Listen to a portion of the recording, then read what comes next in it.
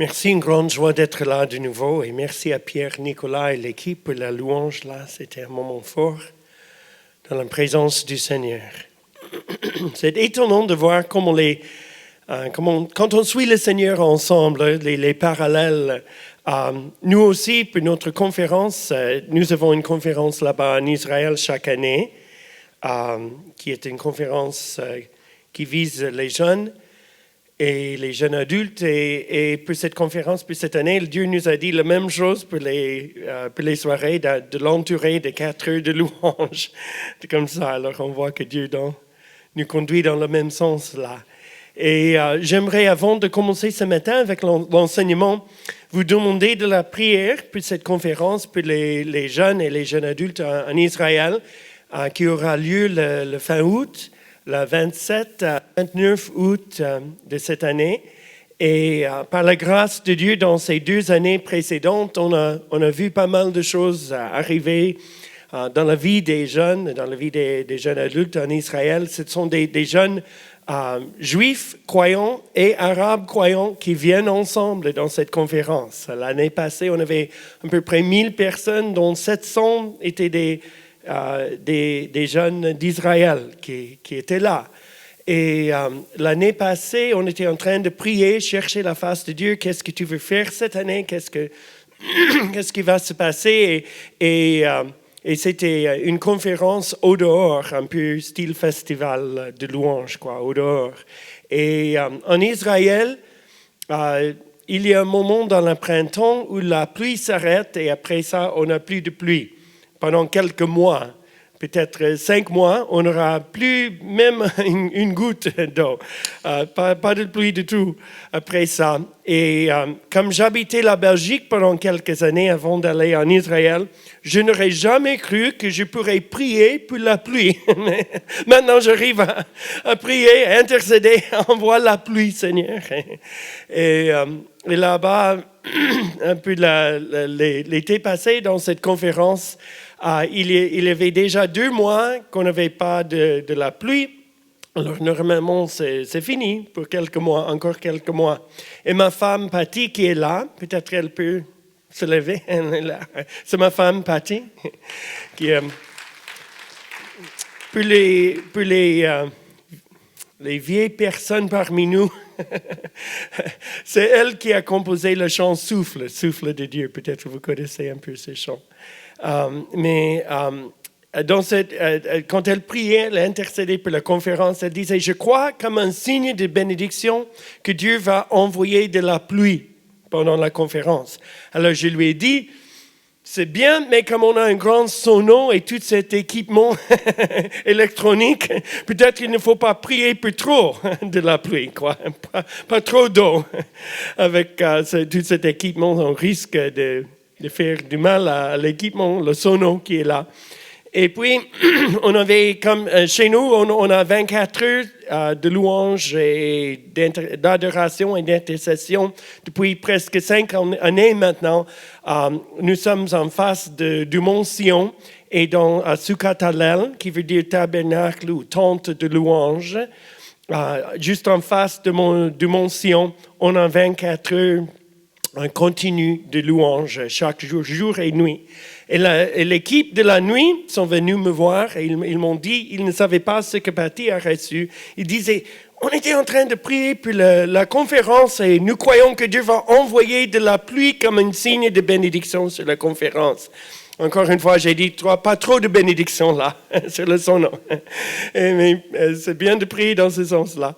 Alors, on commence la conférence et on avait un témoignage de 2 jeunes hommes un, il est juif et l'autre, il est arabe. Et les 2 étaient dans les gangs. Est-ce qu'on dit bande? À Haïfa, au nord d'Israël. Et c'était les gangs, les bandes qui luttaient l'un contre l'autre, même jusqu'à la mort parfois. Et ces 2 hommes, tous les 2 étaient pris dans les drogues et ils ont entré dans un ministère pour les drogués et ils donnaient leur vie à Jésus et ils étaient tout à fait transformés. Et un jour, ils étaient en train de partager l'un avec l'autre et puis ils ont découvert, maintenant nous sommes des bons amis, des meilleurs amis, mais auparavant, nous étions dans ces deux bandes qui luttaient, les deux gangs qui luttaient l'un contre l'autre là. Alors, ils donnaient leur témoignage et à la fin de leur témoignage, je ressentais du Seigneur qu'il fallait prier que les Juifs, que les jeunes Juifs qui étaient là, les jeunes Juifs messianiques croyants, pourraient étendre les mains et prier pour les Arabes, les jeunes Arabes qui étaient là. Et parmi les Arabes, on avait 2 Arabes là de Gaza qui provenaient d'une église à Gaza où il y avait un homme qui était tué, qui était un martyr il y a 1 an et demi. Simplement pour sa foi, comme ils croyaient en Jésus, les islamistes l'ont tué là-bas à Gaza. Alors ils avaient vraiment besoin de la prière, ces jeunes qui venaient de Gaza et ces autres de Bethléem aussi. Il y a pas mal de choses là-bas. Et tous les jeunes juifs, ils étendaient les mains, ils commençaient à prier. Et on avait un intercesseur de chez nous, un Égyptien, qui allait prier aussi. Et je commençais à prier. Je disais, Seigneur, que tu puisses envoyer de l'eau dans les lieux arides, dans les lieux des déserts, quoi, que tu envoies de l'eau. Et quand j'ai commencé à prier dans ce sens-là, la pluie a commencé à descendre, une pluie, continue, comme ça. Et justement, au moment où on commençait à prier, et puis j'ai prié, et puis cette jeune femme d'Égypte, elle a prié pour les Arabes aussi, et elle enlevait tous les Juifs messianiques qui étendaient les mains, qui priaient pour eux. Et justement, quand elle terminait la prière, le robinet est fermé.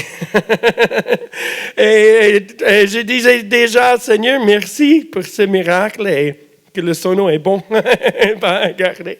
Mais merci pour ce miracle que tu nous as donné. Mais puis après, j'avais pas mal des jeunes qui étaient là, comme ça, dans les chaises, et ils disaient, est-ce que tu t'es rendu compte que là où nous étions, il n'y avait pas de la pluie. On n'avait que 2-3 gouttes qui descendaient, mais on voyait sur toi et sur tous les Arabes en avant, il y avait de la pluie qui descendait comme ça pendant toute la prière. Et on voyait après avec les vidéos qui étaient là sur la côté, on voyait pas de la pluie, et les vidéos qui étaient en face, on voyait de la pluie qui descendait, quoi. Alors, c'est la grâce de Dieu qui a envoyé un miracle. Et nous te remercions, Seigneur, pour ce miracle, que tu vas envoyer de l'eau dans les lieux arides. C'est le moment, tu vas la faire. Et merci, Seigneur, aussi, même ici en Europe, où il y a pas mal de l'eau en forme de la pluie, parfois, on se sent que nous habitons dans les lieux arides. Et nous croyons que tu vas envoyer, Seigneur, ces pluies spirituelles dans cette saison de l'arrière-pluie, Seigneur. Nous t'implorons pour la pluie, que la pluie de ta présence, que la pluie les pluies de rafraîchissement puissent descendre sur l'Europe, selon ta grande grâce et ta grande miséricorde, au nom de Jésus. Alléluia, alléluia. Alors, j'aimerais vous encourager dans l'entrée. Il y a des feuilles, des feuilletons à propos de Sukkot Hallel, mais aussi à propos de cette conférence de jeunes. Et sur cette feuille, il y a tous les quelques points, comment intercéder pour cette conférence.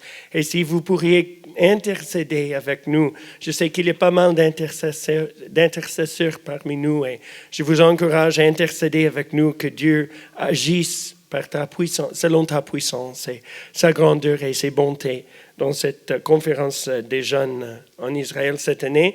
Et si vous voulez venir, vous êtes les bienvenus. Il est déjà le temps pour acheter les billets. Alors, vous êtes les bienvenus en Israël aussi de nous joindre dans cette conférence.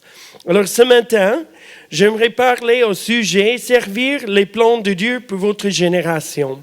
Servir les plans de Dieu pour votre génération.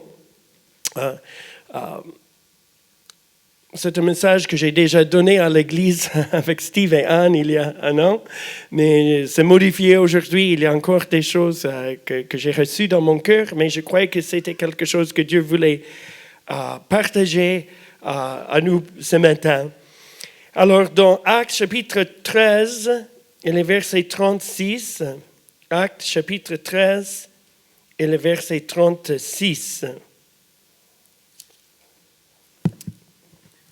il parle là, c'est une grande prédication, et là il parle je crois que c'est de Paul, et puis il parle de David, et dans le verset 36, il dit, David, lui, a servi en son temps le plan de Dieu. Puis il est mort, et il est enterré auprès de ses ancêtres, et a connu la pourriture. Mais ce que j'aimerais souligner, David, lui, a servi en son temps le plan de Dieu. Et je crois dans le grec, et ça donne le sens aussi, ça pourrait être traduit dans ce sens, quand il a servi les plans de Dieu pour sa génération.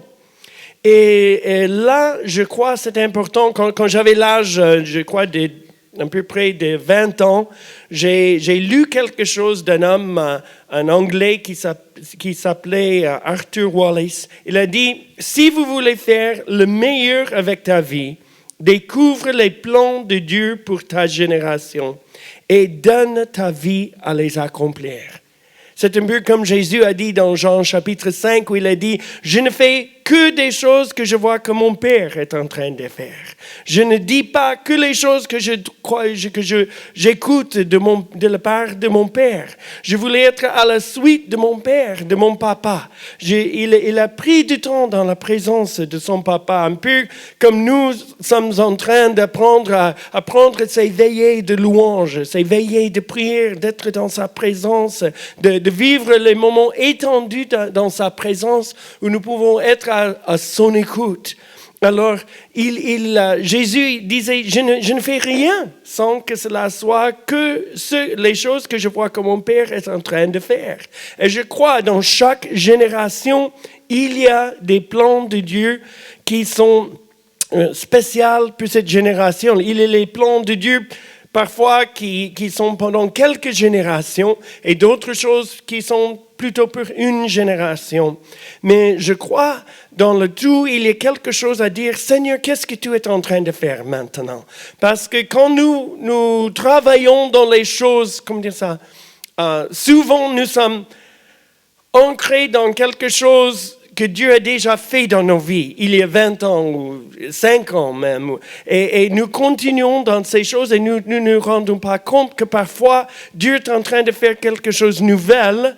Et c'est un moment de transition où nous devons être à son écoute et à sa suite pour suivre le Seigneur, pour suivre sa volonté et ses plans. Qu'est-ce qu'il est en train de faire maintenant? Et là, quand on a donné ce thème de ces conférences, discerner les temps, je crois que cela veut dire aussi discerner ce que Dieu est en train de faire maintenant. Qu'est-ce que Dieu est en train de faire? Je veux travailler avec Dieu. Comme Mamadou a dit hier soir, je voudrais être ce co-ouvrier avec lui. Je voudrais collaborer avec lui dans ses plans. Qu'est-ce qu'il est en train de faire?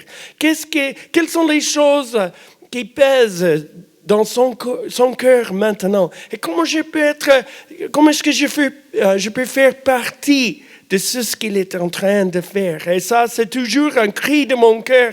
Et c'est pourquoi il y a, même si ce message est visé surtout sur les jeunes et les jeunes adultes, c'est aussi un message pour ceux parmi nous qui sont comme moi, un peu moins jeunes. Et à l'âge de 47 ans, il y a 10 ans, Dieu nous a appelés en Israël pour fonder cette maison de prière et de louange. C'était autre chose que ce que nous avons fait auparavant. C'est une nouvelle saison, c'est un moment de transition. Et Dieu nous a dit de mettre à part 3 mois pour chercher la volonté de Dieu, pour crier envers lui, pour ne pas continuer ce qu'on était en train de faire, qui étaient de bonnes choses qui ont porté du fruit. Mais Dieu nous a dit, c'est un moment pour quelque chose de nouvel dans ta vie.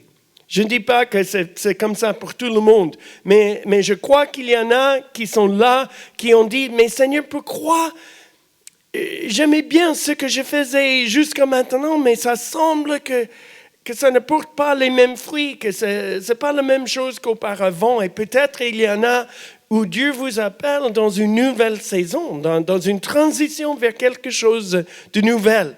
Et parfois, c'est difficile d'écouter le Seigneur quand il veut faire quelque chose de nouvel dans nos vies.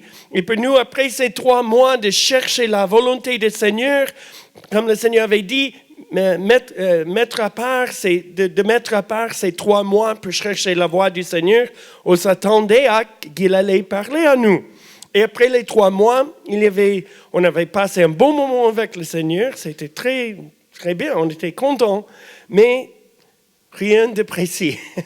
Et on disait, Seigneur, quand même, tu nous as dit de tout arrêter, de notre ministère et de rester simplement de te chercher pendant ces 3 mois. Et puis, à la fin de ces 3 mois, il a parlé à nos cœurs. Il a dit, je vous appelle à Jérusalem. J'aimerais que vous fondez une maison de prière en face du mont Sion et que cela soit tout près de l'endroit où était le tabernacle de David, le vrai tabernacle de David dans l'histoire. Et je voudrais que vous me fassiez confiance pour fonder une maison de prière et que cela devienne 24 heures sur 7. Et je voudrais aussi que vous vous mettez au service des jeunes en Israël, de prier pour les jeunes, de jeûner pour les jeunes, et de chercher ma face et de servir, de faire tout ce que tu pourrais faire pour aider que les jeunes d'Israël puissent vivre le réveil, puissent vivre un mouvement de mon Saint-Esprit. Alors, il a parlé, et ça nous a aidé à savoir, parce qu'il m'a dit, c'est le moment où je suis en train de relever la tente de David en Israël, à Jérusalem. Et je voudrais que vous fassiez partie de ça, que vous puissiez participer dans cette chose. Alors, j'aimerais ce matin donner 4 points des choses, j'en suis sûr qu'il y a d'autres choses, mais j'aimerais donner 4 points des choses que je crois que ce sont des plans de Dieu pour notre génération. Qu'est-ce que Dieu est en train de faire maintenant? Et je crois, au moins, il veut que nous prions pour ces choses. Et peut-être il y en a ceux qui sont là, qui sont appelés à participer dans un de ces plans, ou même peut-être 2, 3 de ces plans. La première chose, je crois, c'est le moment de passer de l'addition à la multiplication. C'est le moment de passer de l'addition à la multiplication au niveau spirituel et physique. Et je vais expliquer ce que je voudrais dire là. C'est le moment de passer de l'addition à la multiplication au niveau spirituel et physique. D'abord, au niveau spirituel. Je crois que c'est important de comprendre qu'il y a des saisons de Dieu. Et je vois dans les générations, il y a quelque chose, comment dire ça, je voulais partager cette chose ce matin à propos d'Abraham, Isaac et Jacob. Et comment ces 3 générations travaillaient ensemble et quel était le plan de Dieu pour la 3e génération. Et Mamadou, justement, il a parlé d'Abraham hier soir. Il a bien expliqué tous ces passages dans la vie d'Abraham, tous ces temps marqués dans la vie d'Abraham. Mais dans ces 3 générations, on remarque quelque chose. Avec Abraham, il a dû vraiment exercer toute sa foi pour recevoir cette promesse de Dieu d'un enfant, quoi. Ce n'était pas une grande famille, même si Dieu l'avait donné cette vision des étoiles et une descendance comme des étoiles, c'était plutôt une toute petite famille. À la fin de sa vie, il y avait cette toute petite famille. Et puis avec Isaac, on constate que quand même, il y avait une addition. C'était une famille plus nombreuse, mais simplement une famille un peu plus grande. Mais avec Jacob, la 3e génération, quelque chose change. Et on voit que dans la 3e génération, ça passe de l'addition à la multiplication. Et avec Jacob, on a ces mêmes 12 fils. Il a des filles aussi, mais il a 12 fils qui deviennent les chefs des 12 tribus d'Israël. Alors ça, c'est vraiment de la multiplication. Quelque chose est changé là. Et ce n'est plus la même chose. Ce n'est pas ces petites familles, mais maintenant ça devient une grande famille et une grande multiplication. Et on voit que ça déclenche quelque chose qui devient vraiment grande, une descendance comme des étoiles, comme Dieu avait promis à Abraham. Mais c'était avec la 3e génération. Et pour moi, c'est intéressant parce que nous sommes, je crois, au milieu de la 3e génération, après ce grand déversement du Saint-Esprit, dont on parle de Azusa Street à Los Angeles. J'étais là la semaine passée, j'étais à Los Angeles et c'était là dans cette ville à Los Angeles que Dieu a commencé quelque chose qui a des grands effets, des grands fruits sur le monde entier. Maintenant, on constate que sur le monde entier, il y a au moins 200 millions de personnes qui sont baptisées dans le Saint-Esprit, qui sont les fruits de cet petit groupe qui était là à Los Angeles et qui cherchait la face du Seigneur avec les moments étendus de louange et de prière. C'est pas quelque chose de nouvel. David, il a déjà vécu les 3000 ans. Mais à Los Angeles aussi, ils ont vécu cette même chose. Dieu les a dit, il a mis dans leur cœur cette soif de la présence de Dieu, ce désir pour Dieu qui ne pourrait pas être content avec 20 minutes de louange par semaine avant la prédication, mais ils prenaient des heures dans la présence du Seigneur pour chercher la voix du Seigneur, pour chercher la face du Seigneur dans la prière et dans la louange. Et ils ont vécu ces veillées de prière et de louange. Et là, le Saint-Esprit est venu puissamment et ça a déclenché quelque chose qui est devenu 24 heures sur 7. Pendant quelques années, ça a continué comme ça, 24 heures sur 7. La louange, la prière, l'adoration continue. La présence de Dieu qui était tellement forte parmi ces personnes qui cherchaient le Seigneur. Et ce grand réveil a touché le monde entier. Et nous sommes, dans la Bible, normalement, une génération, c'est à peu près 40 années. On voit que la génération qui allait décéder dans le désert, c'était 40 ans, quoi. Alors, c'est pas toujours ça, mais normalement, une génération, c'est à peu près 40 ans. Alors, si nous sommes dans les 100 ans, depuis ce moment de ce déversement du Saint-Esprit là-bas à Los Angeles, je crois, nous sommes dans la génération qui devrait vivre la multiplication. Et ça se voit mondialement. Peut-être pas actuellement si fort en Europe ou aux États-Unis, mais en Amérique du Sud, dans la plupart de l'Afrique, dans la plupart d'Asie, il y a une grande multiplication qui se passe actuellement. Nous avons passé de ce stade de l'addition à la stade de la multiplication. Et là, je crois, il y a quelque chose, quand Dieu est en train de faire ça, ce n'est pas seulement dire, ah oui, mais ça, c'est pour l'Asie, mais ça, c'est pour l'Amérique du Sud, c'est pour l'Afrique, mais ici, en Europe, est-ce qu'on peut vivre ça? Mais c'était la même chose en Israël. En Israël, les églises, normalement, la plupart des églises sont les congrégations juives messianiques, les églises arabes, ils sont petites.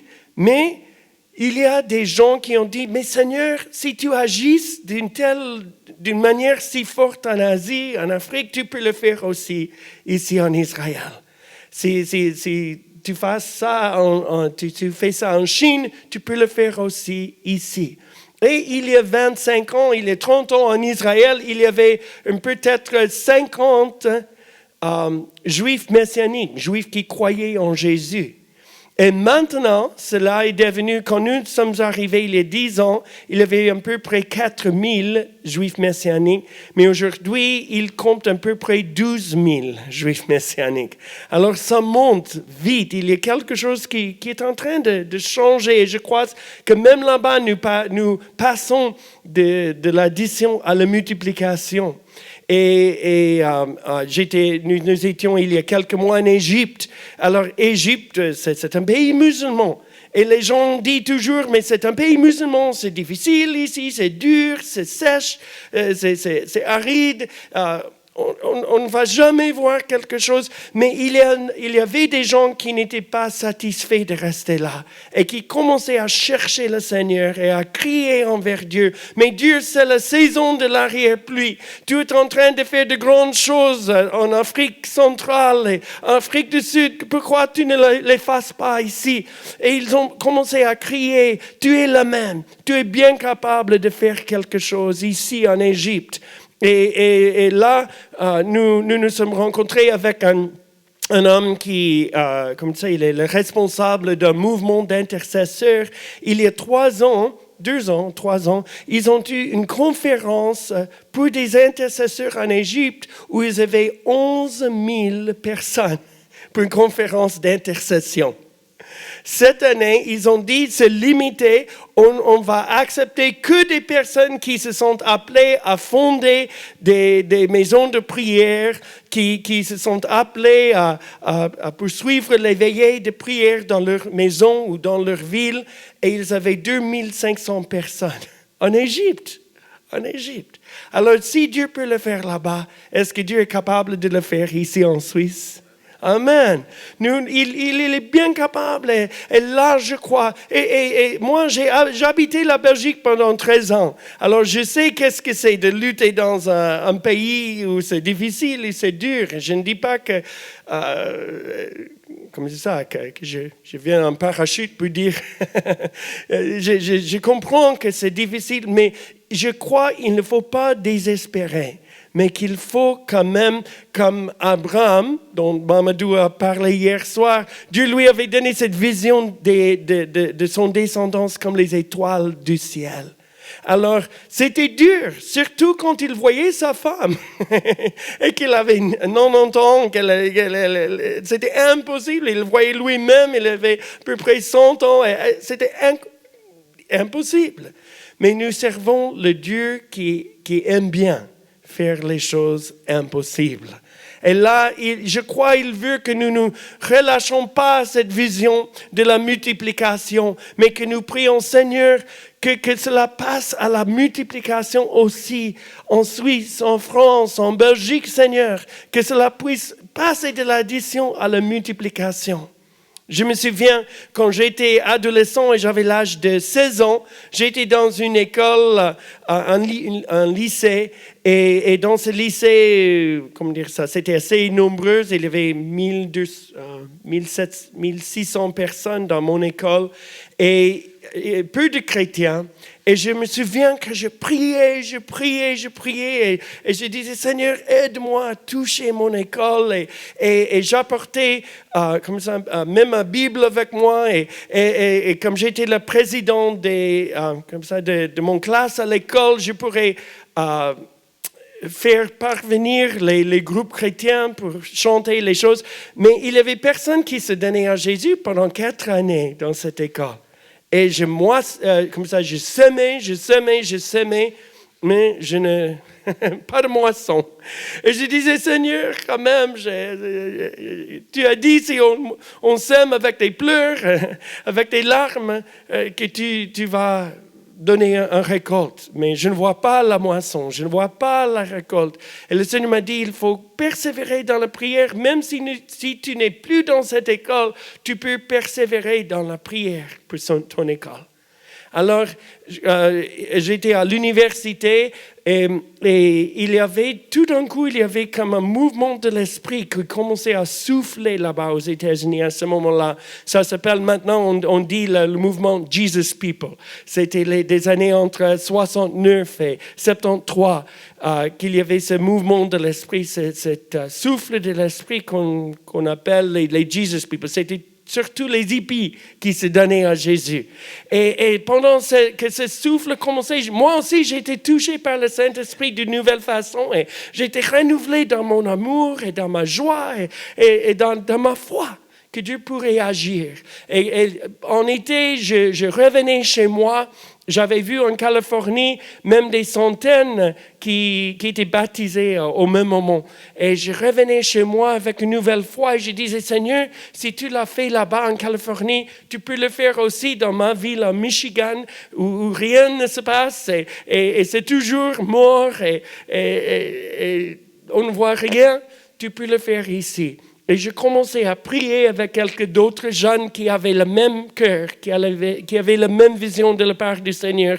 Et on commençait à louer le Seigneur et à prier ensemble. De plusieurs églises, nous sommes réunis. Il y avait peut-être 1 ou 2 personnes comme ça, jeunes qui étaient vivants dans chaque église. Et nous sommes réunis ensemble et nous prions ensemble. Et à ce moment-là, le Seigneur a commencé à souffler. À un moment donné, il a dit, « Pourquoi vous êtes ici dans ce salon? Il faut que vous soyez là dans le parc où il y a tous les hippies qui se droguent et tout, et que vous me louez là-bas. » Et j'ai dit, mais Seigneur, ce sont mes amis de l'école et je suis embarrassé de te louer devant ces autres. Et puis il m'a dit, mais pourquoi? Et il dit, pourquoi pas y aller? Et finalement, on est allé là-bas.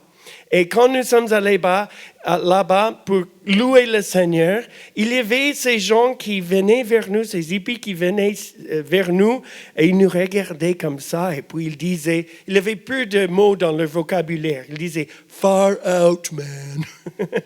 Ils disaient « awesome, far out, man ».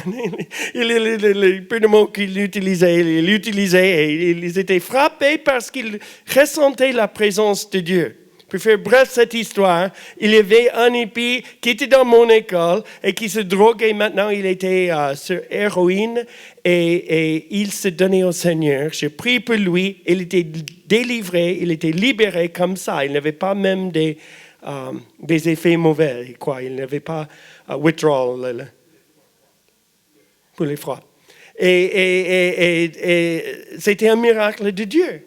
Et il se donnait au Seigneur. Et puis, il m'a dit, mais tu dois aller avec moi et je vais expliquer à tous ceux auxquels je vends mes drogues et que Jésus m'a libéré et il faut qu'ils se donnent à Jésus. Et puis, tu peux les expliquer comment le faire. Tu peux donner tous ces versets de la Bible et toutes ces choses-là. Alors, on l'a fait.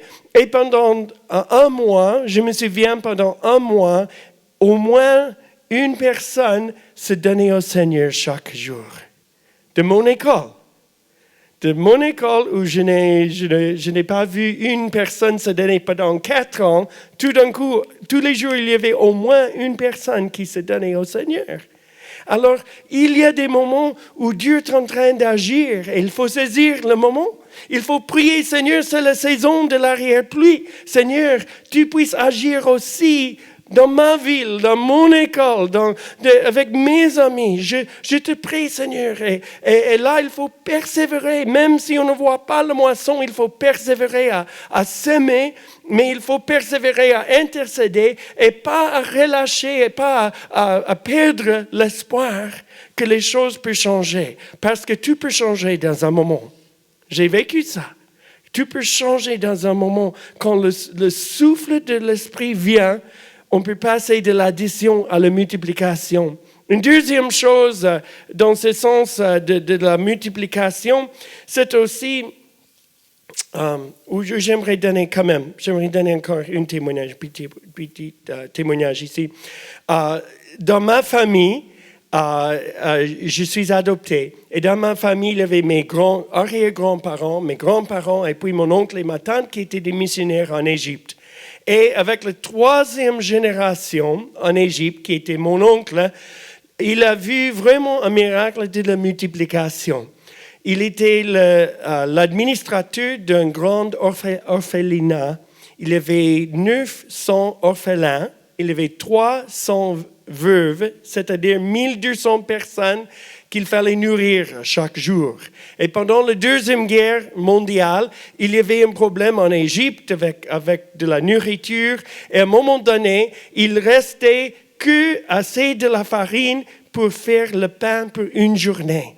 Et une des veuves qui cuisinait, elle venait pour demander à la femme qui avait fondé cet orphelinat, qu'est-ce qu'on doit faire? On n'a que la farine pour aujourd'hui. Est-ce qu'on doit le diviser en quelques parties? Et puis elle a dit, non, il ne faut pas il ne faut pas le diviser. Dieu nous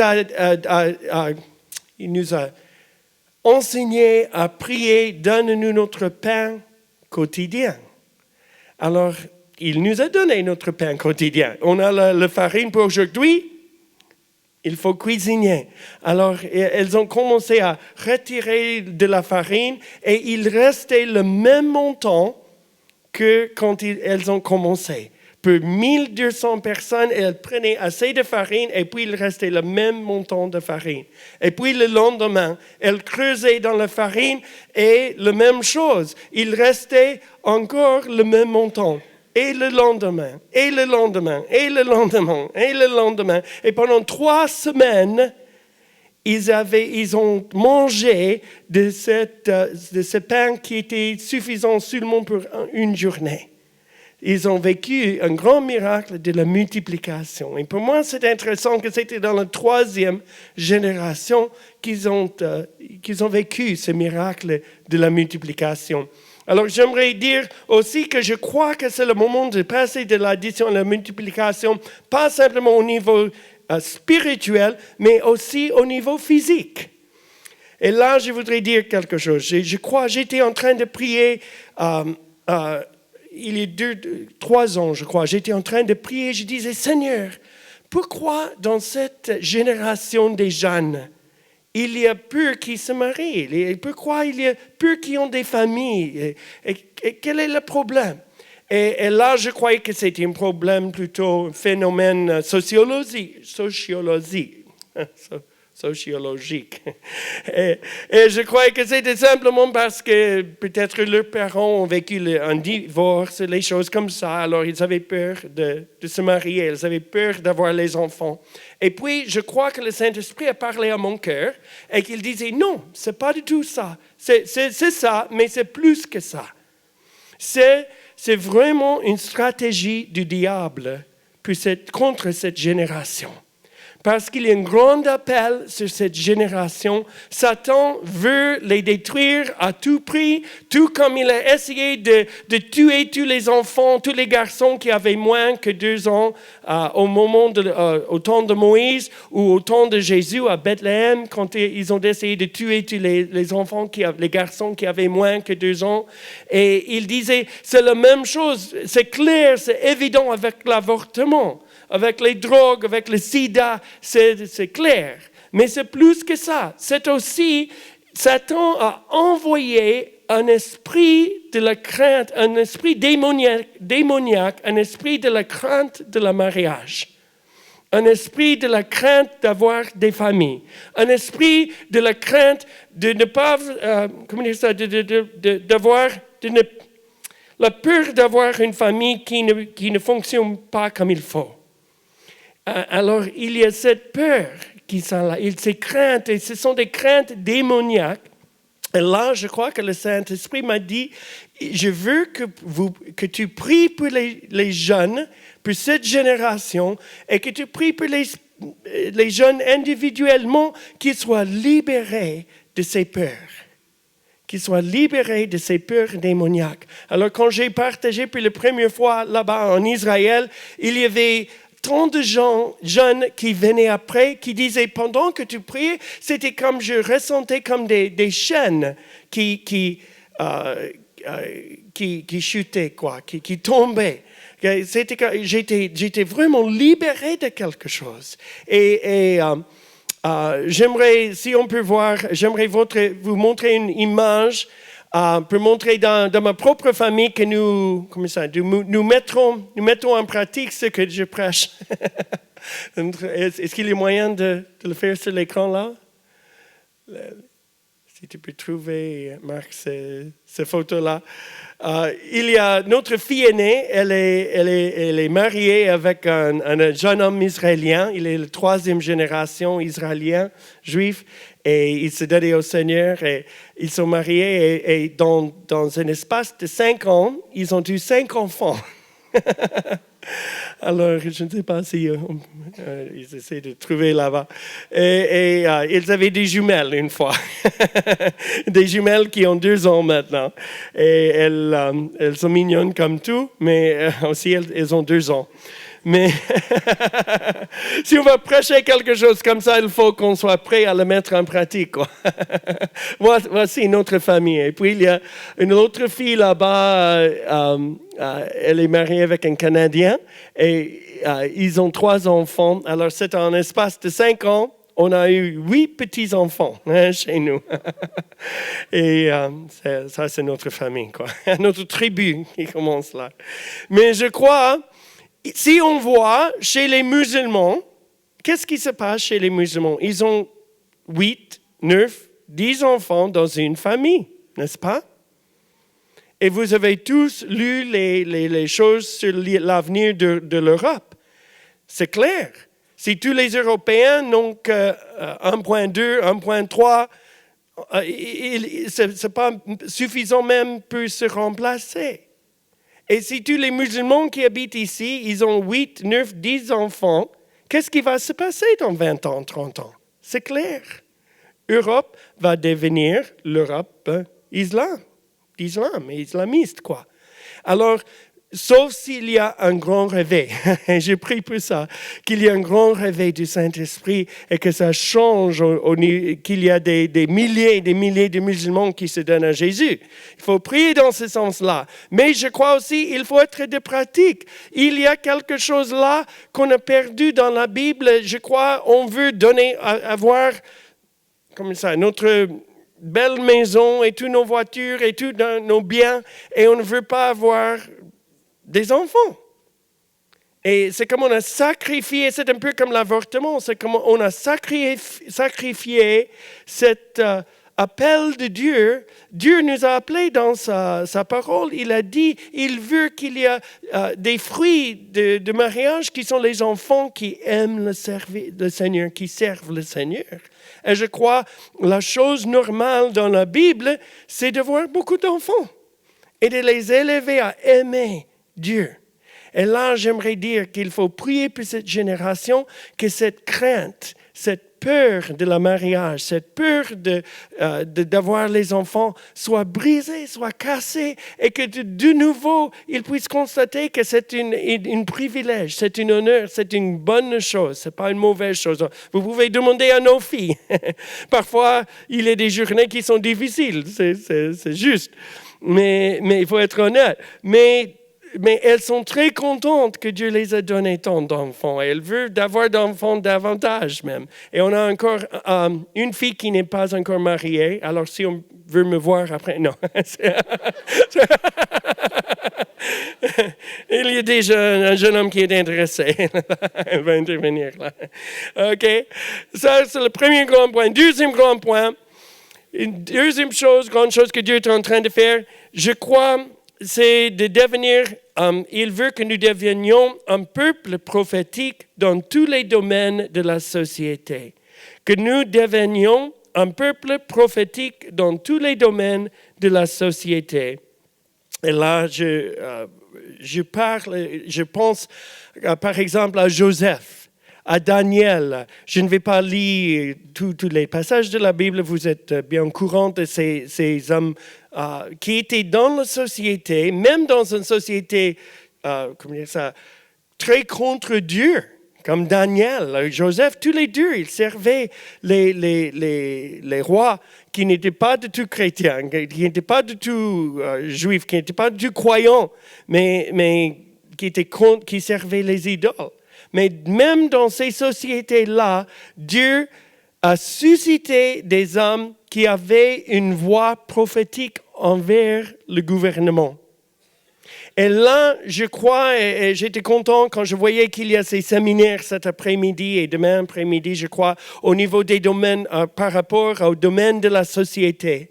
Et là, je voudrais vous dire, une des choses que Dieu est en train de faire, un des plans de Dieu pour cette génération, c'est pas de garder la bonne nouvelle de Jésus-Christ dans l'Église, dans les bâtiments des églises, mais d'être le sel de la terre. Le sel ne sert à rien si ça reste dans la salière, dans la salière. Est-ce qu'on aime bien prendre le salière comme ça? Non. Mais il faut mettre un peu de sel sur la nourriture, c'est très bien, c'est très bon, ça aide le goût, quoi. Et le sel n'est pas peut être là dans l'église comme la salière. Il faut que le sel soit déversé sur la société, dans tous les domaines de la société. Et Dieu est en train de susciter les voix prophétiques. Alors, on parlait hier de ce thème de cette conférence, discerner les temps, et on demandait, est-ce que c'est peut-être un peu présomptueux, ce titre. Mais je voudrais vous dire, je ne crois pas que c'est présomptueux. Je crois parfois les choses qui sont normales dans la Bible, nous les prenions comme présomptueux. Mais Dieu ne veut pas que cela soit pour deux, trois personnes spéciales. C'est pour nous tous d'écouter la voix du Seigneur. C'est pour nous tous de discerner les temps de Dieu. C'est pour nous tous d'être des voix prophétiques dans notre école, à notre travail, ou là où Dieu nous a placés dans la société, d'être le sel de la terre, d'être la lumière de la terre. C'est une des choses que Dieu est en train de faire actuellement. Et il souffle de son esprit sur tous ceux qui disent, Seigneur, je voudrais discerner les temps. Seigneur, je voudrais devenir comme une voix prophétique là où je travaille. Dans mon affaire ou dans mon école ou dans le gouvernement, je voudrais me donner à toi, Seigneur, pour devenir une voix prophétique dans la société. Alors, je voudrais vous donner quelques exemples. Peut-être d'abord un verset. 2 Rois, chapitre 6. 2 Rois, chapitre 6, et les versets 8 à 12. 8 à 12. À l'époque où le roi de Syrie était en guerre contre Israël, il consulta ses officiers, puis leur dit où il voulait que son armée campe. Mais Élisée fit dire au roi d'Israël, « Fais attention, évitez de passer à tel endroit, car l'armée syrienne s'y installe. » Le roi d'Israël put donc envoyer des soldats surveiller l'endroit indiqué. Cela arriva plusieurs fois. Élisée avertissait le roi d'Israël et celui-ci pouvait prendre ses précautions. Le roi de Syrie fut profondément troublé par ces événements. Il convoqua ses officiers et leur dit « Il y a parmi nous un traître qui travaille pour le roi d'Israël. Ne voulez-vous pas me le dénoncer ?» L'un des officiers lui répondit « Il n'y a pas de traître parmi nous, Majesté. Mais le prophète Élisée en Israël est capable de révéler à son roi même ce que tu dis dans ta chambre à coucher. » Alors ça, c'est le meilleur espion, c'est le Saint-Esprit. Si vous voulez être James Bond, la meilleure chose, c'est d'être là dans les veillées de prière et de louange et demander au Saint-Esprit, qu'est-ce qu'ils font là-bas? Et là, je crois que Dieu est en train de faire remonter des voix prophétiques comme ça. Je crois qu'il va le faire. On a vu des prémices, mais il ne faut pas mépriser des petits commencements. Là, chez nous, il y a une jeune fille, elle a maintenant à peu près 21 ans, et elle a fait son armée israélienne, et elle était positionnée tout près de la frontière avec Gaza. Et là, il y avait des écrans de télévision.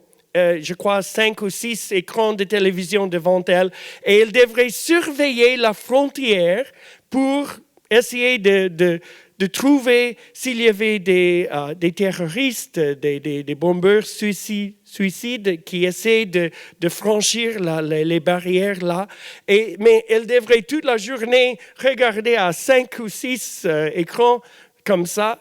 Alors, ce n'est pas évident de garder la concentration, de se focaliser pendant des heures et pour voir, là, sur la plupart des écrans, il n'y avait rien qui bougeait. Elle devrait regarder. Alors, un jour, son officier, il est venu chez elle. Il disait, mais je ne comprends pas pourquoi c'est toi qui vois le plus de personnes. Chaque fois, c'est toi. Les autres sont là et ils ne capturent, ils ne voient pas les personnes qui sont en train, les terroristes qui sont en train de franchir les barrières, mais à chaque fois, c'est toi. Mais nous, on savait parce qu'elle priait. Saint-Esprit, est-ce que tu peux m'aider? Est-ce que tu peux me donner des paroles de connaissance? Est-ce que tu peux me dire quand c'est le moment, il y a un terroriste qui est en train de franchir la barrière, que je puisse les regarder et que je puisse les rapporter, Seigneur. Et le Seigneur l'a aidé une fois après l'autre. J'ai un ami aux États-Unis, c'est un homme, et par la grâce de Dieu, il est haut placé dans le système de sécurité et dans le gouvernement. Et il a toute une équipe qui prie avec lui. Et il m'a raconté, face à face, il m'a raconté ces deux choses. Une fois, il y avait dans son équipe d'intercesseurs qui prient, une dame qui a reçu, il y aura un vol, un tel jour, ce sera Air France et il y aura un bombe dessus. Et puis, il est allé au FBI aux États-Unis et avec ses contacts et il a dit, je crois qu'il faut vraiment chercher un tel avion, un tel jour. Et quand ils ont cherché l'avion, ils ont trouvé la bombe. Et ils ont averti une grande crise là, à travers cette parole de connaissance qui venait dans la prière. Je vous rassure, maintenant, quand il téléphone au FBI, il sait qu'il écoute à cet homme. Parce que, comment est-ce qu'il savait ça? Ils étaient étonnés que lui, il pourrait avertir d'une telle manière si précise que ça. Et une autre fois, Dieu lui avait parlé d'un chef d'État, un président dans une nation en Afrique, et Dieu lui avait dit, cet homme va être assassiné et il faut que tu l'avertisses. Et voici le plan comment avertir. Qui est la personne? Et voici le plan pour avertir qu'il soit assassiné. Alors, il a pris un vol envers cet homme. Et comme il est haut placé dans le gouvernement américain, il a pu parler avec ce chef d'État. Il a dit, je voudrais parler avec toi, mais sans personne dans la chambre.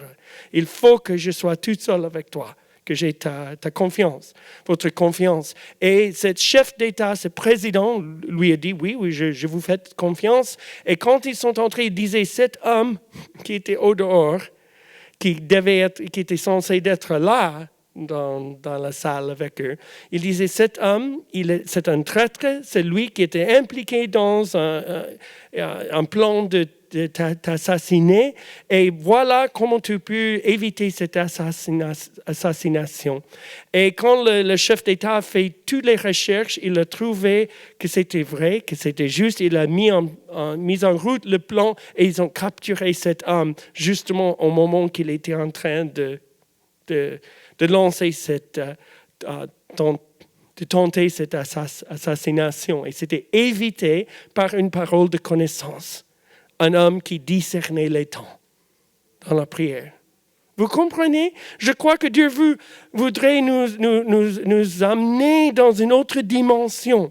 Bien sûr, ce n'est pas l'appel de chaque personne qui est là, ou de chaque personne qui va écouter ce message, mais il y en a parmi vous des personnes qui sont appelées à écouter la voix du Seigneur d'une telle manière où il va ouvrir les portes pour vous, soit dans le monde de la sécurité, le monde du gouvernement, mais ça marche aussi dans le monde des affaires. Comment faire face à la crise actuelle dans le monde économique? Je crois la meilleure chose, c'est de relever la tente de David, le tabernacle de David, au milieu des affaires. Et je dis pourquoi. J'ai rencontré, il y a un peu de temps, j'ai rencontré un couple qui sont venus de l'Asie, à Sukkot Hallel, à Jérusalem, et ils étaient dans les veillées, et puis ils demandaient s'ils pourraient prier, si nous pourrions prier avec eux, Patty et moi, et ils veulent qu'ils soient comme ça, oints de l'huile, de recevoir l'onction de l'huile pour leur affaire. Ils étaient des chefs d'une grande affaire dans leur pays en Asie. Et ils m'ont raconté, ils ont dit, Dieu nous a révélé pour notre affaire qu'il fallait avoir une équipe d'intercesseurs. Et je crois même qu'ils paient cette équipe d'intercesseurs d'intercéder pour leur affaire et de prier pour leur affaire. Et ce couple aussi, ils prennent les temps, ils sont très pris dans leur affaire, mais ils prennent les temps, les moments dans les veillées, ils aiment bien la maison de Dieu, ils aiment bien le tabernacle de David, ils aiment bien les veillées de prière et de louange et de rester dans la présence de Dieu. Et ils m'ont raconté, pendant toute cette crise, à chaque fois, Dieu nous a avertis. Parfois avec les versets spécifiques de la Bible, mais d'autres fois à travers ses intercesseurs, autrefois il nous a parlé, mais une fois il nous a dit, il faut vendre vite aujourd'hui toutes les choses qui sont dans les stock options, les options, c'est ça, le stock market, les options. Il faut vendre toutes vos options aujourd'hui, ça va descendre très vite, ça va chuter très vite demain. Et c'est ça qui s'est passé. Ils avaient tout en liquide juste avant que cela ait chuté. L'autre jour, Dieu les avait dit, il faut aujourd'hui investir dans l'argent parce que demain, l'argent va monter très fort. Et puis, ils ont suivi le Saint-Esprit, ils ont acheté tout cet argent et le lendemain, c'est monté très fort. Et une fois après l'autre, dans toute cette crise, où il y avait d'autres personnes dans leur pays qui ont perdu presque tout à travers la crise économique, cette couple, leur affaire a monté. Vous comprenez? C'est l'économie de Dieu. C'est l'économie du royaume de Dieu, là. Et je crois qu'il y a quelque chose dans tous les domaines que Dieu veut susciter les gens qui vont être les voix prophétiques dans ces domaines. Le domaine des médias, dans le domaine de la journalisme, dans les domaines de la politique. Dans chaque domaine, il veut susciter des Daniel, des Joseph, des hommes et des femmes sages qui vont recevoir de Dieu les plans de Dieu pour intercepter, pour arrêter les plans de l'ennemi. Esther, c'est un autre exemple très bien. Esther, comme la reine, et Mordecai, son oncle qui était intercesseur, entre les deux, tout le peuple juif était sauvé. Ils ont intercédé. Alors, quand on parle de devenir un peuple prophétique, ce n'est pas que nous puissions dire, moi, je suis prophétique. Ça ne sert à rien. Et ça doit être quelque chose de très concret, de pratique, des pierres à terre, quoi, d'être terre à terre, d'être quelque chose de très concret. Je crois que Dieu veut que nous devions un peuple prophétique. Dans tous les cas dont j'ai cité là-bas, ce n'était pas simplement une personne, mais c'était plusieurs personnes qui faisaient équipe ensemble, qui priaient ensemble. Peut-être une personne qui était la voix, mais une équipe d'intercesseurs qui priaient ensemble, qui étaient soumises à l'autorité dans leur église, qui marchaient dans un bon sens de maturité. Mais Dieu les a révélé des choses qui ont changé et qui ont arrêté les plans de l'ennemi. Et là, je crois que Dieu veut que nous puissions discerner les temps, que nous puissions recevoir les choses dans la prière et que après ces choses, nous allons intercéder pour ces choses. Et à travers notre intercession, Dieu va intervenir. Dieu va arrêter les plans de l'ennemi. Et les plans de Dieu pour notre génération vont être accomplis à travers un peuple prophétique qui discerne les temps de Dieu. Alors, j'aimerais terminer avec une dernière chose. Et puis, samedi soir, on a encore 2 points avec ce message. Mais ce matin, j'aimerais terminer avec celle-ci. Il y a quelques semaines, d'abord, laisse-moi expliquer quelque chose. Aujourd'hui, dans le calendrier hébreu, c'est le 17 Tammuz. Et c'est une date dans toute l'histoire des Juifs, pendant des 2000 ans au moins, entre le 17 Tammuz jusqu'au 9 d'Av, il y a 3 semaines dans le calendrier hébreu. Et dans ce calendrier, presque toutes les mauvaises choses qui sont arrivées aux Juifs sont arrivées pendant ces 3 semaines. Il dit que c'est un moment d'étroitesse, d'un passage étroit. Et le 17 Tammuz, c'est l'anniversaire où ils ont fait une brèche dans les murailles de Jérusalem. Et le 9 Av, c'est l'anniversaire où ils ont entré dans, ils ont pris la ville, ils ont détruit le temple. La destruction du temple, c'était le 9 Av. Alors, pendant ces 3 semaines, c'est un moment pour tous ceux qui intercèdent pour Israël d'être très vigilants. Et Dieu m'a averti il y a quelques semaines. Nous étions dans une veillée de prière à Sukkot Hallel à Jérusalem, et Dieu m'a donné une vision. Et je crois vraiment qu'il faut prier dans le sens de cette vision ce matin, parce que Sylvain ne savait pas quand il m'a demandé de prêcher ce matin que ce sera le 17 Tammuz. Et Dieu nous a avertis de demander aux gens là-bas de faire le jeûne. Il y a ceux qui vont jeûner 1 jour, 2, 3 jours, mais que toutes ces 3 semaines soient couvertes par les gens qui vont intercéder, jeûner et prier pour Israël au niveau d'Iran. Et Dieu nous a avertis que ce sont 3 semaines très, très importantes par rapport à l'Iran. L'Iran veut détruire, ils ont dit clairement qu'il veut détruire Israël. Il veut effacer Israël de la carte. Comme c'est écrit dans Psaume 83. Les ennemis d'Israël disaient, nous voulons effacer Israël de la carte. C'est déjà 3000 ans, il disait ça. Mais Ahmadinejad, il dit la même chose. Et dans cette vision que j'ai reçue, dans cette vision, je voyais qu'il y avait des sorcières et des sorciers qui entouraient Israël, surtout sur les frontières du nord, la frontière de l'Est, et sur la frontière de l'Ouest avec la mer Méditerranée. Surtout sur ces 3 côtés, je voyais des sorcières, des sorciers qui se rassemblaient pour maudire Israël.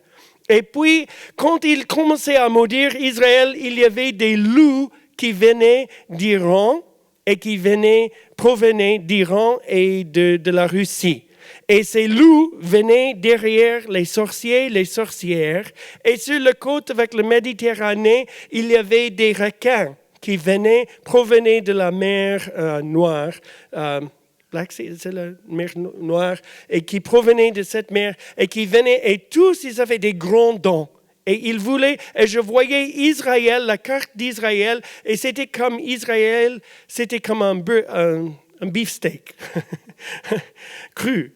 Ils étaient prêts à manger ce beefsteak. Ils voulaient vraiment le prendre dans le dent, quoi. Et ils entouraient le pays comme ça. Alors je disais, mais Seigneur, qu'est-ce qui va se passer là? Je voyais que c'était comme même l'existence d'Israël était mise en danger avec tous ces loups et avec tous ces requins qui venaient vers le beefsteak cru là, qui voulaient le manger. Et puis, je voyais les intercesseurs qui commençaient à crier envers Dieu. Et ces intercesseurs, ils disaient, Seigneur, aie pitié d'Israël, aie pitié de ton peuple, c'est ton peuple d'alliance. Et ils criaient envers Dieu de se rappeler de son alliance avec Abraham, avec Isaac, avec Jacob, et tout ce qu'il a promis et tout ce qu'il a fait à travers le sang de Jésus. Jésus, le sang de Yeshua pour Israël. Et il commençait à prier, à intercéder en faveur d'Israël. Et quand il faisait ça, il y avait des anges qui étaient envoyés avec des grands chauffards. Et ces chauffards étaient tout pleins du sang. Et ces anges commençaient à déverser le sang sur les frontières d'Israël. Et c'était le sang de Jésus, le sang de Yeshua, qui était déversé sur les frontières d'Israël. Et tout de suite, je voyais que ce sang montait et cela est devenu comme une grande muraille autour des frontières. Et je voyais que les loups commençaient à se retirer et que les requins commençaient à se retirer. Et j'ai raconté cette vision et on a prié d'une manière très forte cette soirée-là en faveur d'Israël et la protection d'Israël.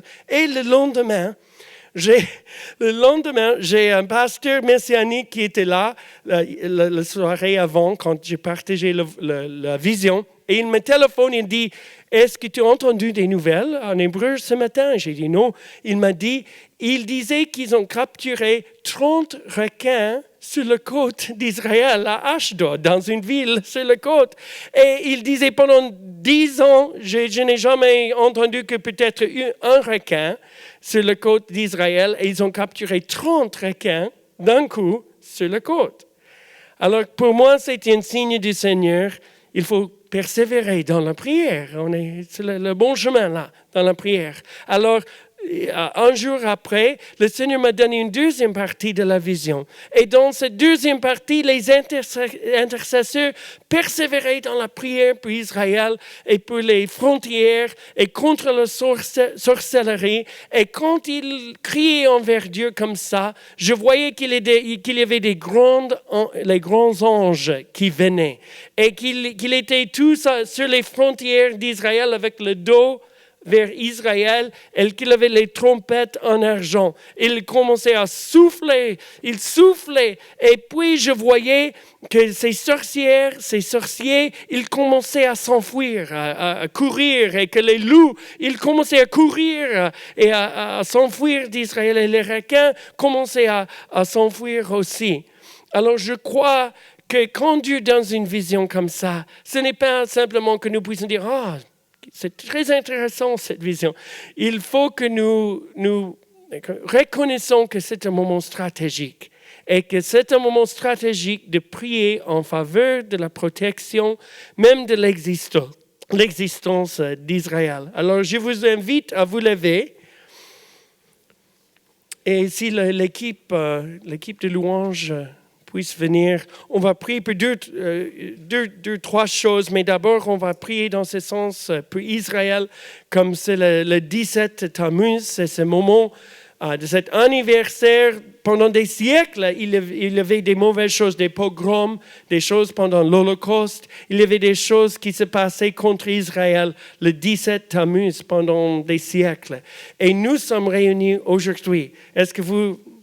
C'est pas par hasard que nous sommes là. Vous comprenez? Ce n'est pas par hasard que nous sommes là. Et je crois que Dieu veut que nous crions envers Dieu aujourd'hui en faveur de ces frontières d'Israël et de sa protection contre l'Iran, contre la sorcellerie. Le livre de Nombre 23, verset 23 dit qu'il n'y a pas de sorcellerie qui va réussir contre Israël.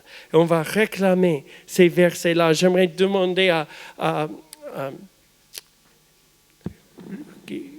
OK, tu es là. Oui, Jean-Louis, je m'excuse. Tu es là.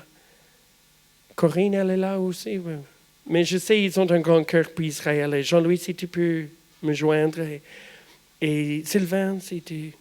Jean-Marc, si tu peux y venir aussi. Et j'aimerais que vite, une personne après l'autre, ils puissent prier dans ce sens-là pour la protection. Alors, Seigneur, nous prions aujourd'hui, le 17 Tammuz, dans cet anniversaire des choses mauvaises qui sont venues contre Israël, fois après fois. Nous voulons discerner le temps. Nous voulons discerner que c'est une journée stratégique. Et là, nous nous mettons devant toi comme tes prêtres, Seigneur, et nous réclamons la puissance du sang de Jésus-Christ, du sang de Yeshua, HaMashiach, le sang de Jésus autour des frontières d'Israël. Oh Seigneur, élève-toi aujourd'hui.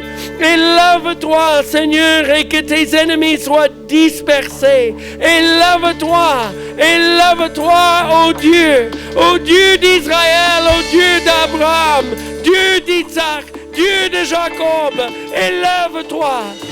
Oh Seigneur, nous te rappelons de tes alliances, de tes promesses envers tes serviteurs Abraham et Isaac et Jacob par rapport à leur descendance. Et tu vois, Seigneur, aujourd'hui que ce pays d'Israël est menacé même au niveau de son existence. Et là, nous te demandons, Seigneur, aujourd'hui, que le sang de Jésus-Christ soit déversé sur les frontières d'Israël aujourd'hui pour le protéger.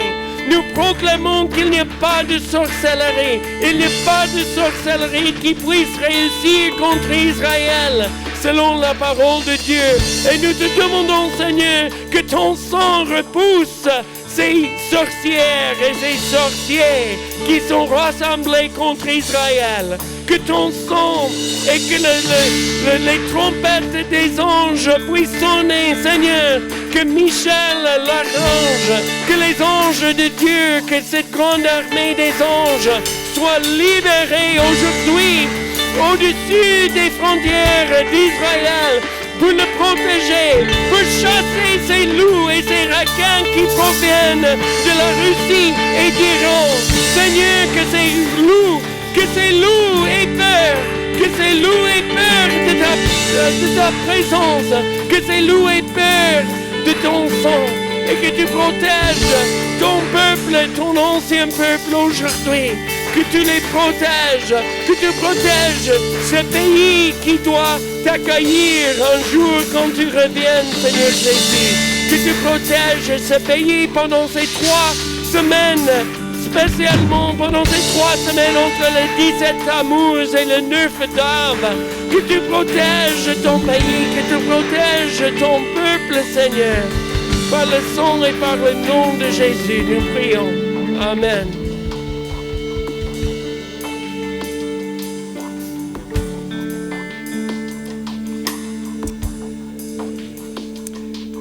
Merci, Père du ciel, de pouvoir venir devant toi.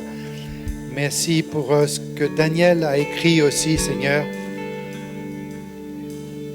Nous te prions que, Michael, tu donnes tes anges à tous ces forces angéliques que tu as créées, en particulier Michael, dont il est fait mention dans Daniel, qui a eu du mal contre le prince de Perse, Mazda, Seigneur, et que tu lui donnes toutes les forces nécessaires pour que ton saint nom ne soit pas bafoué, Éternel, pour que les peuples ne puissent pas se gausser et dire « Où est le Dieu d'Israël ?» Éternel, je te prie aussi pour tous les hommes et les femmes qui jeûnent dans le peuple juif ces jours-ci, qui sont dans les synagogues, qui sincèrement cherchent ta face, demandent ta protection.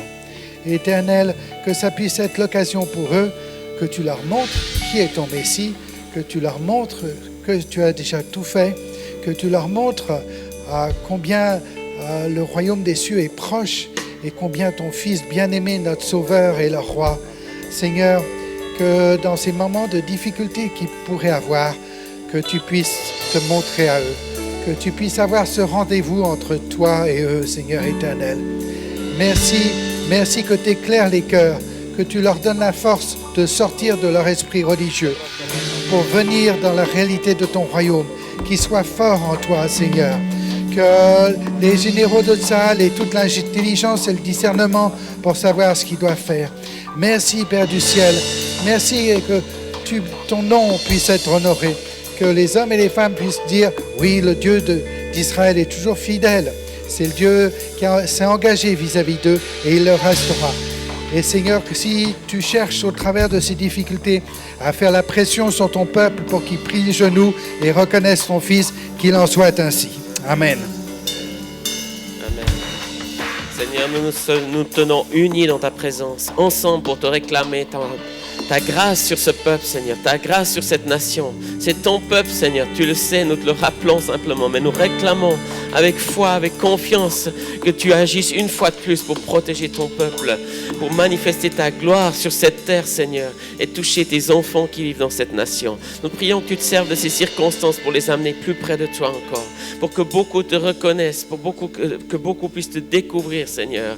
Et nous prions, Seigneur, que ton esprit soit à l'œuvre dans cette nation en ce moment, Seigneur. Donne des rendez-vous divins, des songes, des visions, Seigneur, que beaucoup puissent découvrir une nouvelle dimension de ta présence, de ta protection au travers de l'histoire, Seigneur, que leurs yeux s'ouvrent sur ton action, Seigneur. Oh Jésus, agis dans ce peuple, agis de ce pays, donne des paroles prophétiques, envoie des prophètes de ton cœur, des vrais prophètes qui viennent de ta part pour annoncer cette parole et qui puissent l'entendre et la recevoir, Seigneur. On prie pour tous ceux qui sont fidèles dans cette nation, tous ceux qui sont là dans des églises, dans des maisons de prière, dans des lieux de retraite, qui annoncent fidèlement ta parole, qui soient revêtus d'autorité pour parler, pour annoncer à leurs concitoyens, à leurs amis, à leurs camarades, à l'université, à l'école, dans le gouvernement. Seigneur, donne ces voix prophétiques avec sagesse pour parler. Et Seigneur, protège ton peuple, protège tes enfants contre toute arme tentative de l'ennemi, toute arme forgée contre toi sera brisée, toute arme forgée contre Israël sera brisée. Nous résistons à ces puissances avec l'autorité que Jésus nous a donnée dans l'unité que nous avons ici. Au nom de Jésus. Amen. Seigneur, on proclame ce que tu dis dans Nombre 23, 23. La divination ne peut rien contre Jacob, ni l'enchantement contre Israël. Et pourtant, un des rois d'Israël, alors que la multitude était devant lui, a crié à toi, a dit: Dieu, nous sommes sans force devant cette armée, mais nos yeux sont sur toi. Père Saint, nos yeux sont sur toi ce matin. Tu nous utilises ici comme des hommes et des femmes qui sont dans la brèche de la muraille. Et nous crions à toi afin que ta main soit agissante et puissante au travers de ce que nous sommes.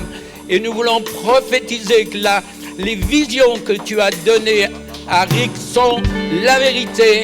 Tu vas intervenir. Nous croyons que le sang de Jésus fait la différence sur ces limites d'Israël. Et toi qui dis que celui qui touche à ton peuple touche à la prunelle de ton œil, lève-toi, Dieu vivant, lève-toi, agis avec puissance, sème, Seigneur, la zizanie, sème la déroute dans toute cette sorcellerie, ces sorciers qui sont vaincus par le sang de Jésus. En tant qu'homme de Dieu, je m'élève contre ces puissances.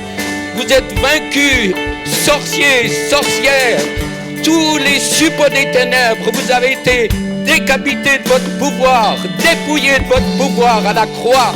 Et nous nous élevons ce matin comme des hommes et des femmes de foi. Et nous proclamons que le peuple d'Israël est le peuple choisi de Dieu. Jérusalem une et indivisible. Nous proclamons que c'est ton peuple, le peuple qui nous a donné le Sauveur. Et que si nous sommes là, c'est parce que en Jésus, nous sommes sauvés et nous donnons toute la gloire. Alors, armée des ténèbres, vous reculez au nom de Jésus. Au nom de Jésus, comme tu l'as fait dans la mer Rouge, Seigneur, où les roues des chars partaient. Sème la zizanie, Seigneur, dans tout ce qu'ils font et qu'ils voient que le Dieu de Jésus-Christ est un Dieu vivant, un Dieu qui agit avec puissance, un Dieu qui n'a pas changé. Nous croyons et nous prophétisons la déroute dans l'armée des ténèbres parce que Jésus est vainqueur. Alléluia. Et qu'il aime son peuple, il aime son épouse. Nous sommes l'Israël spirituel et nous sommes là, le deuxième olivier, face à l'armée d'Israël à ses côtés. Amen. Amen. Amen. Merci. Merci Seigneur éternel de convaincre les Lubavitch et les gens du chasse que c'est pas en faisant de la contre-sorcellerie qu'ils vont s'en sortir, mais c'est par ton intervention à toi, le plus grand de tous les dieux, le plus haut de tous les dieux. Montre-leur qui est le chômeur Israël, Yeshua, Seigneur éternel.